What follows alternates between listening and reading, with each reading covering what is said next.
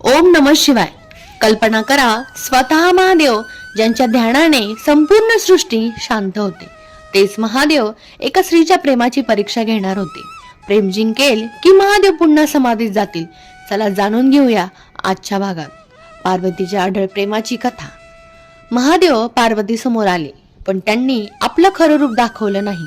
ते एका वृद्ध ब्राह्मणाच्या रूपात आले. ते म्हणाले, देवी, तू इतकं कठीण तप कोणासाठी करत आहेस? पार्वती म्हणाली, महादेवांसाठी.